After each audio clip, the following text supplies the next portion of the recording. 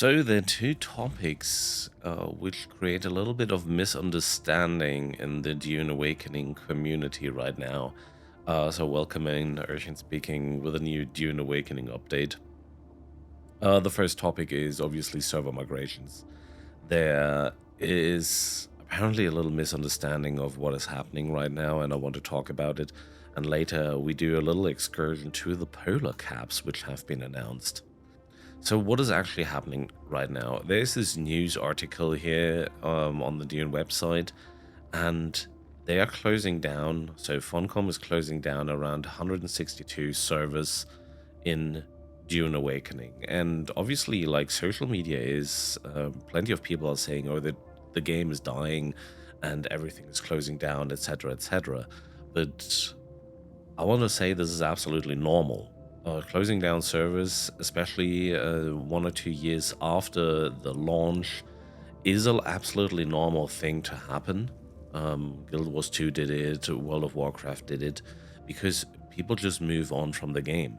There's a huge hype on the game when it launches.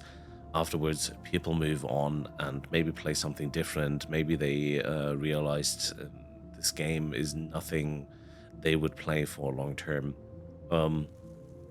It is what it is.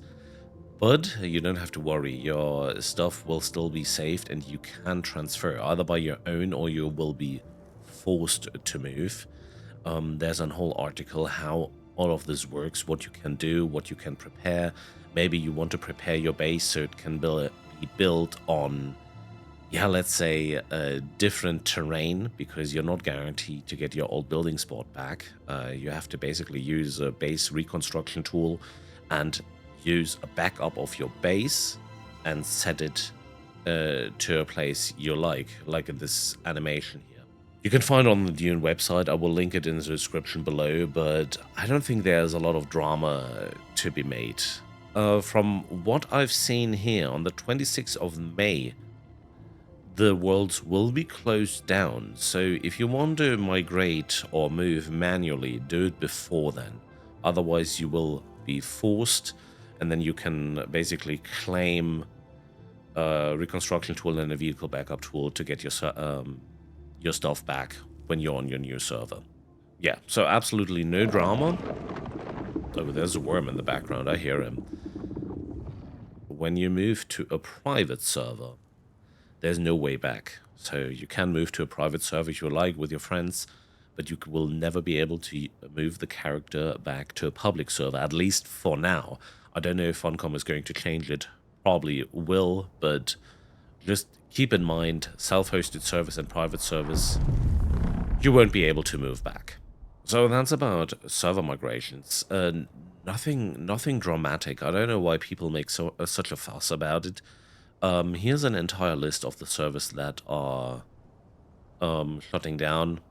I'm lucky, my server is not on there. I think more interesting what they announced on the news. I mean, yeah, it was last week, but they gave an update on the polar caps. Polar caps is the new region that's going to be unlocked for PvE.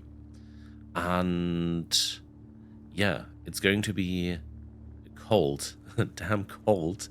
It's a sizable survival map, they are saying, which is going to expand the end game and also the story. So they're integrating the water shippers. We're going way north, where we can find the places where the water is generated for the settlements on Arrakis.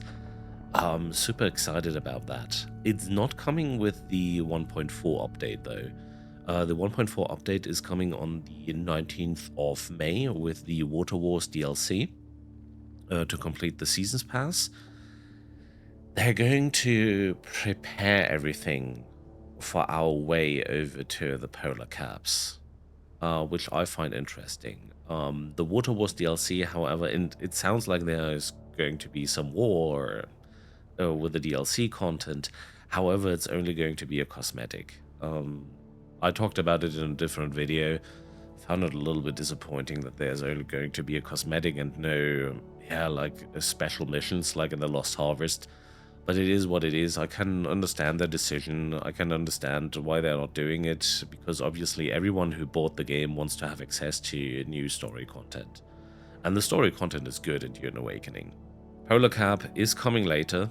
They had to delay it. They're still working on a few things, and you can see here the work in progress footage on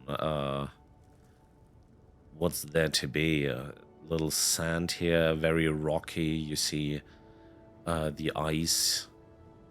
Some very beautiful base. Snow. I think this is even snow. Oh, and a spaceship or something, or transporter. So yeah, I'm looking forward to that. Honestly, if I think about it, for the polar caps, we might also need some different gear, some different clothing. They did show some clothing in the DLC preview with some fur on the neck and everything, which sounded like for cold, would look very much like for colder regions, because the clothing we have right now, the gear we have right now, is basically for hot regions. It's for the Hager base, and it has a still suit and everything. It didn't say if we can build a base in the polar cap regions. At least I did not see anything about it. Would be interesting to see. Or interesting to know if there's something like that. Yeah, anyway. I just wanted to drop in a little update on what's on my mind on Dune Awakening. First of all, as said, server migrations. Over 100 servers are being shut down. There's nothing to worry about. Funcom has a long plan for this game. They're going to support the game on a long term. Server transfers is just a standard procedure. I'm just wondering why Funcom basically didn't have anything in place to do an easy transfer right from the start with your base. Would have been natural, but maybe they didn't think about that from the start and they had to release the game. You know, whatever. I don't know. Polar Cap's going to be interesting. Don't know when it's going to be released, but I'm looking forward to it. And the new DLC and the update 1.4 is coming on the 19th of May, if everything is going good. Also paving the way towards the next big chapter. Means if you have not played chapter 3 of the story, I think you should start now. You should start, get into the end game, do a little more. Also, the end game maps like Deep Desert are now PvP and PvE available, so they split it apart. Thanks so much for watching on this little ramble, this little update. See you on the next one.